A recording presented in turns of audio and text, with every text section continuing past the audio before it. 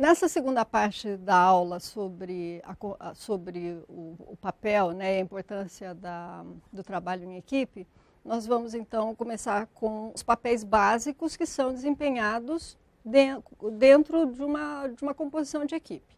Então, dentro da equipe nós temos diversos membros e nem todo mundo desempenha todos os papéis. É muito comum que cada pessoa tenha um papel que é importante para o desempenho da equipe.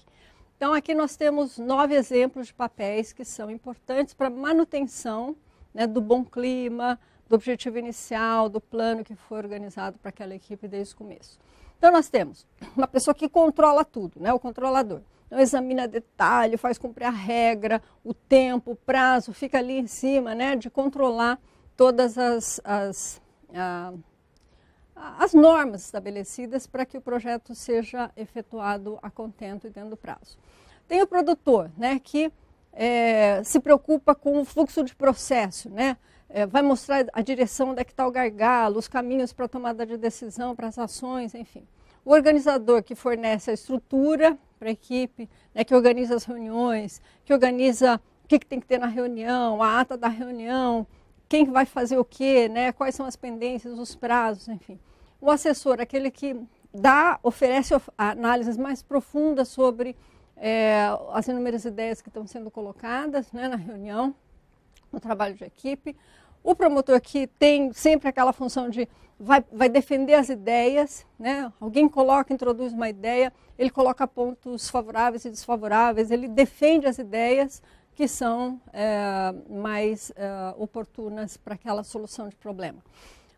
O criador, né, que vai lançar as ideias, que é uma pessoa mais criativa, que é uma pessoa que busca, né, pensar fora do padrão tradicional da empresa, enfim, e que faz com que gere soluções novas, né? Tem sites diferentes para ver o mesmo problema, olha o problema de forma diferente.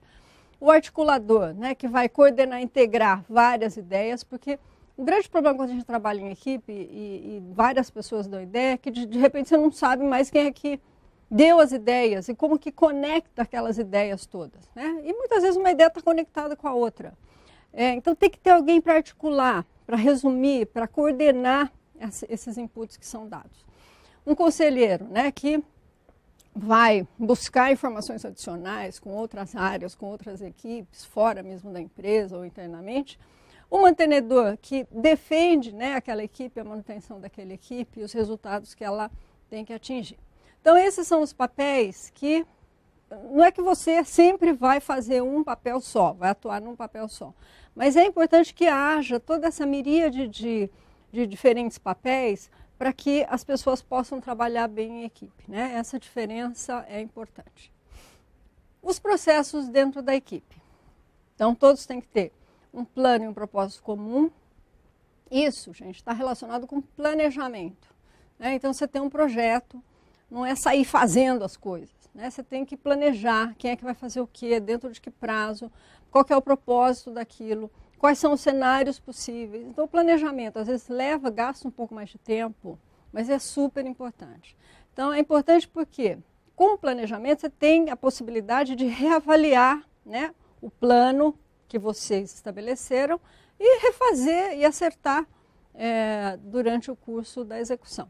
Ter metas específicas, né, saber, então, em que prazo que você vai ter que atingir determinada meta, quem são as pessoas responsáveis, né, em que prazo, etc.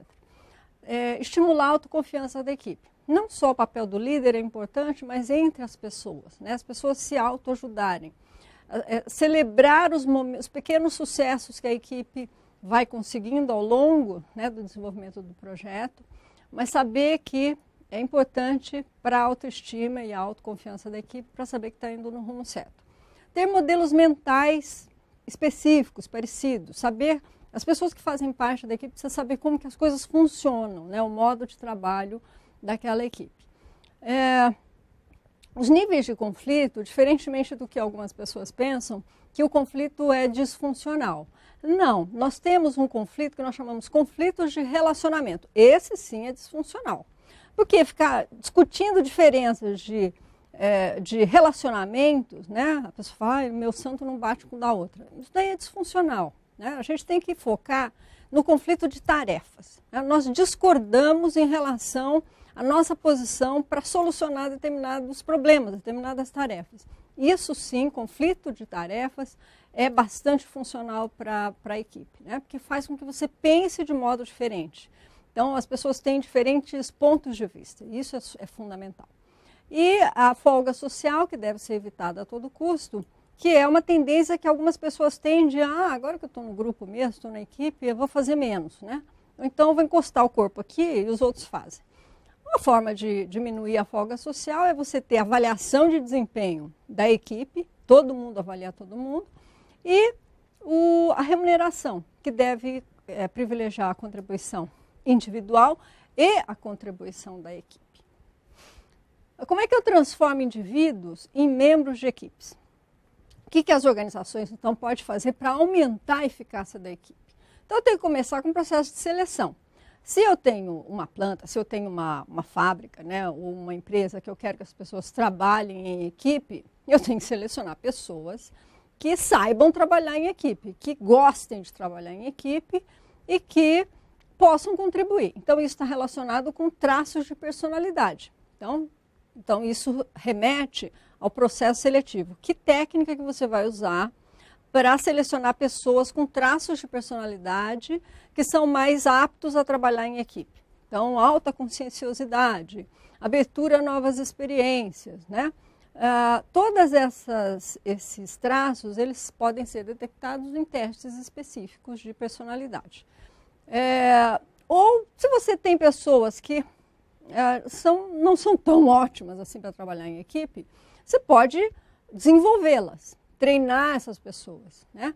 Fazer com que as pessoas saibam a trabalhar em equipe, aprendam, fazer workshops, né? Sensibilização, de modo que elas entendam como que ocorre a dinâmica do trabalho em equipe. E as recompensas também. Na medida que você quer que as pessoas se sintam valorizadas e né, apreciem o trabalho em equipe, você deve oferecer incentivos para que ela seja avaliada dentro da equipe e seja recompensada pelo esforço que ela tem no atingimento daqueles objetivos. Isso faz com que a gente tenha uma equipe mais eficaz. Bom, então a gente só tem que tomar cuidado, porque equipe parece tudo maravilhoso, mas também nem sempre é a solução para tudo. Não é panaceia para todo problema, tá? Então, como é que eu devo saber, como é que eu sei se um trabalho é melhor realizado em equipe ou sozinho? Óbvio que você tem que entender qual que é a complexidade da tarefa e a necessidade que você tem de ter diferentes perspectivas para solucionar aquele problema. Saber se a tarefa cria um propósito comum, né, ou um conjunto de metas para os membros da equipe maior do que a soma dos seus objetivos individuais. Ou seja, o meu objetivo individual, ele tem que ser colocado de lado. O objetivo do grupo, o objetivo da equipe tem que ter um propósito comum, tem que ser muito maior do que o meu sozinho, tá bem?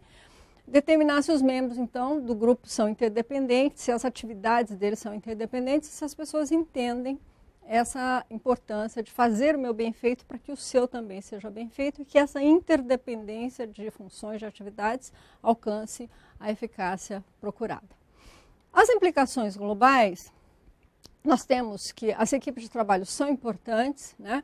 Mas nós temos muita diferença entre a efetividade e a implementação do trabalho em equipe. Apesar do discurso, né, nós vemos que as pesquisas estão mostrando que os profissionais brasileiros ainda não se adaptaram totalmente, muita gente prefere trabalhar sozinho, que os canadenses e os asiáticos têm altos níveis de trabalho em equipe, né? Os asiáticos, especialmente, têm um alto nível de trabalho em equipe porque eles, culturalmente, eles são mais coletivistas. Ou seja, primeiro o grupo, depois o indivíduo. Então, o processo de tomada de decisão é compartilhado, né? Tem a participação, então, de todos os membros da equipe. Os americanos são uma cultura altamente individualista, o oposto. E daí ela tem dificuldade para apresentar um bom índice de trabalho em equipe. As equipes autogerenciadas, então, como nós comentamos, elas não funcionam muito bem em culturas que têm baixa tolerância à ambiguidade e incerteza. Por quê? Porque as equipes autogerenciadas, elas precisam ter, né, a necessidade as culturas que têm baixa tolerância à ambiguidade, elas precisam que os trabalhos sejam extremamente bem estruturados, porque elas também têm alta tolerância a essa distância do poder, ou seja, hierarquicamente ela aceita bem ser comandada, e os papéis de liderança, eles precisam ser explicados, explicitados, né? E os relacionamentos de poder são bastante fortemente identificados. Então, para culturas com baixa tolerância à ambiguidade, com baixa tolerância à incerteza, equipes autogerenciadas não funcionam. Precisa ter um líder, precisa ter estruturação de atividade. E a diversidade cultural e o desempenho da equipe é importante, que hoje em dia a gente vê que as organizações elas estão mais globalizadas, então eu tenho subsidiárias onde eu tenho trabalhadores de diferentes países, com valores culturais diferentes, e essa diversidade criada por essas diferenças culturais faz com que criem-se equipes altamente ricas, no sentido de ter perspectivas diferentes. Tem culturas que são mais focadas no passado, né? São valores e as pessoas pensam mais no sucesso passado. Tem culturas que pensam mais no futuro. Né? Então, ter pessoas, né, com perspectivas diferentes é bastante importante para a diversidade cultural dentro da equipe e que favorece o desempenho. Claro que, no curto prazo, essas diferenças culturais interferem no desempenho, que é aquela fase de tormenta, de estranhamento em relação a como o outro pensa diferente de você. Mas no longo prazo, isso tende a enriquecer. Então, a diversidade de culturas é vantagem. O trabalho exige muitos pontos de vista diferentes. Quando o conhecimento de uma outra cultura é essencial para o lançamento de um produto, né? E aí a gente tem vários tipos de exemplo. Então, um exemplo, por exemplo, o corte de aves, né? O corte de carne de aves é diferente para o brasileiro, para o árabe e para o japonês. Tem partes específicas da ave que são mais aceitas, culturalmente mais aceitas em determinados países também. Então, é importante que você tenha, né, uma mistura de percepções e conhecimentos locais para que você possa pensar de uma forma mais global na questão do seu lançamento de produto, enfim, de serviços. Para os gestores, nós temos alguns desafios, que é transformar pessoas que trabalham individualmente para pessoas que trabalham em equipe. Então, o funcionário precisa aprender, ele não veio pronto, né? Ele precisa aprender a cooperar com as outras pessoas, a valorizar o compartilhamento das informações, confrontar as diferenças, sublimar os interesses pessoais, né? O que dificulta no trabalho em equipe é alguém querer aparecer mais e o interesse dele estar acima do interesse do grupo, da equipe. Então, a equipe eficaz conta com recurso adequado, liderança, o recurso tem a ver com recurso financeiro, recurso humano, tem que ter uma liderança eficaz, um clima, né, de confiança, isso influencia muito a relação entre o colaborador, o líder e entre os pares. Tem que ter uma avaliação de desempenho, um sistema de recompensa que valorize o esforço do trabalho em equipe. Ou seja, a especialização técnica, habilidade analítica para a solução de problemas, para tomar decisões, para equacionar relações, conflitos e relações interpessoais, e que essas pessoas tenham traços, né, como conscienciosidade e abertura para a experiência para se adequar mais facilmente aos trabalhos em equipe. As equipes, então, devem ser pequenas, né, com formações diferentes, para oferecer maior autonomia, interdependência, ter um propósito comum, para que evitem ou tenham mais conflitos de tarefas, em detrimento de conflitos de relacionamento, que são disfuncionais, e evitem as folgas sociais, né? Evitem que alguém fique encostado no outro enquanto o outro trabalha.